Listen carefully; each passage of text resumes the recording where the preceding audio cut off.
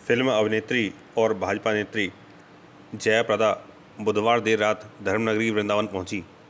यहां उन्होंने ठाकुर बांके बिहारी जी एवं अटलाचुंगी स्थित श्री बालाजी देवस्थान में हनुमान जी के दर्शन एवं पूजा अर्चना कर देश में अमन, चैन और सुख समृद्धि की कामना की। जया प्रदा ने कहा कि 2024 में वह रामपुर से चुनाव लड़ सकती हैं, बशर्ते पार्टी उन्हें टिकट दे। हम लोगों के जीवन में रंग से रंगा हुआ है और इस देश में हमेशा इस पर्व को खूब मनाते हैं। खास तौर हम ब्रिज भूमि में हैं, तो ब्रिजवासियों के लिए मेरा ये शुभकामना है और हमारे जीवन का एक मिसाल है कि लोगों को हम इस होली के रूप में हम इसलिए मनाते हैं। इसमें स्नेह है और जो भी हमारे आपस में भेदभाव हो और सबको भूलकर हम आनंद से हम एक दूसरे का प्यार करते हुए स्नेह रूप से हम लोग ये होली मनाते हैं। और कृष्ण का जो भूमि में हम लोग यहाँ हैं, तो राधा कृष्ण का जितना हमारे जो प्यार है, उनके जो आस्था है लोगों में, ये भूमि बहुत धन्य है और यहाँ पे होली खेलना एक अद्भुत फीलिंग है। क्या हेमा जी अभी सांसद हैं 2024 में, आपका क्या लगता है कि कहाँ से आप चुनाव कर सोच रहे हैं? हेमा जी और हमारे बीच में लड़ाई कराना चाहते हैं? नहीं, कहाँ से आप जा रहे हैं?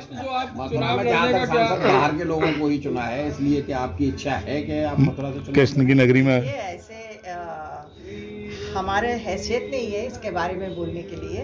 हमारा और हेमा जी का बहुत स्नेह है और हमारे बीच में लड़ाई मत कराइए। और हेमा जी अभी भी सांसद रहेगी।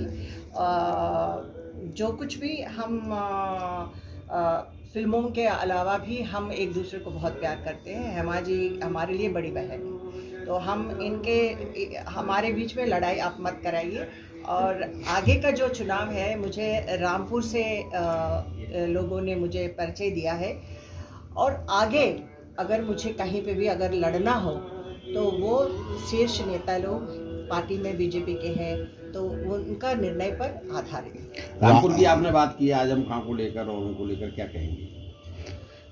मैंने कह दिया कि मैं धन्यवाद कहना चाहती हूँ बीजेपी को। इसलिए मैं यहाँ इसलिए हूँ कि इस पार्टी में कि महिलाओं को रक्षा करना, महिलाओं का उनके बारे में उनके लिए सम्मान करना बीजेपी में बहुत हमारे लिए हुआ है। क्योंकि मैं सोचती थी कि समाजवादी पार्टी में जब थी तो उस समय पे मैं अकेले एहसास करती थी, मुझे कोई रक्षा करने वाला नहीं होता था। लेकिन आज़म का खेल ख़त्म, तो आज़म अभी वोट देने के लिए भी या वोट डालने के लिए भी उनका हक नहीं रहा। मैं आदरणीय अदालत को भी मैं धन्यवाद कहना चाहती हूँ कि सही समय पे उन्होंने इस तरह का जो आदेश मिला है और आज़म को जो सज़ा मिलना चाहिए वो तो मिल चुकी है। बट एक सीख है लोगों को, अगर राजनीति में भी एक दूसरे को सम्मान करना चाहिए। अगर आप हेट स्पीच देंगे या दूसरों को दूषित करेंगे या दूसरों के बारे में गलत टिप्पणी करेंगे, तो जैसे आज़म को हुआ है वैसे सबको। आप सपा से खुद रही हैं, नेता सांसद रही हैं, लेकिन अब वर्तमान में सपा के कुछ नेता रामचरितमानस को फाड़ रहे हैं और आप आज हनुमान जी के दरबार में हैं, तो क्या कहेंगे? ना, मैं भारत देश में भारत की बेटी मानकर मुझे गर्व एहसास होती है। तो रामचरितमानस को ये हमारे भारत देश में हम सनातन धर्म को मानते हैं और ये राम जन्मभूमि है, तो राम हमारा भगवान है, तो उनके लिए कदर करना, उनके ऊपर आस्था रखना हमारा प्रथम कर्तव्य है। मैडम, आप गृहस्थी हैं। भाजपा जब चुनाव आते हैं तो महंगाई घटा देती है, वैसे महंगाई रोकने में नाकाम है। देखिए, ये सब तो चुनाव में तो कहते हैं, लेकिन हमने सपा में भी जब रही तो हमने भी देखा है कि किस तरह का अखिलेश का राज है और किस तरह जो है समाजवादी पार्टी जब सरकार में थी तो किस तरह लोगों को और जो है आतंक के लिए जो बढ़ावा देते थे, जो क्राइम के लिए बढ़ावा देते थे। तो ये मतलब अभी ये कहने के उस स्थिति में नहीं है, क्योंकि इनका इनके ज़माने पे इनके जो सरकार थी तो जंगल राज होता था। लड़कियों को बाहर जाने में तकलीफ होती थी। वो बच्चे बाहर जाती है, स्कूल जाती है, तो माँ बाप के लिए अंदर कितना डर होता था, धड़कन होता था, हमें पता है क्योंकि मैं भी एक माँ हूँ। लेकिन आज एक राम राज हमारे भारत देश में हम एक स्थिर रखने के लिए, हम लोग महिलाओं को सम्मान देने के लिए पूरी कोशिश है। और धन्यवाद कहना चाहती हूँ मैं आदरणीय मोदी जी को और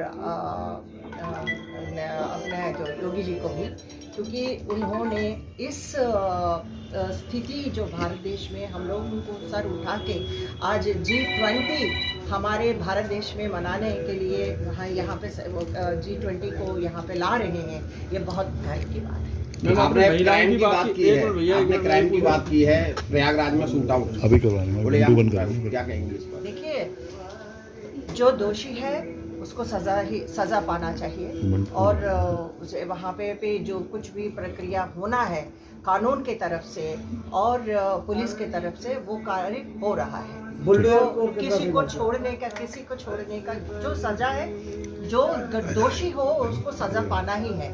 बुलडोजर के उनको आपने बताया था कई बार, योगी जी ने उनको दिखाया कि क्या जो दोषी है, जो दुष्कर्म करेगा या जो भी गलत करेगा या कानून के खिलाफ काम करेगा, क्या उनको मतलब बिठा के लोरी गाएंगे? ऐसा तो नहीं हो सकता है ना। जो दोषी है उसको सजा पाना ही है।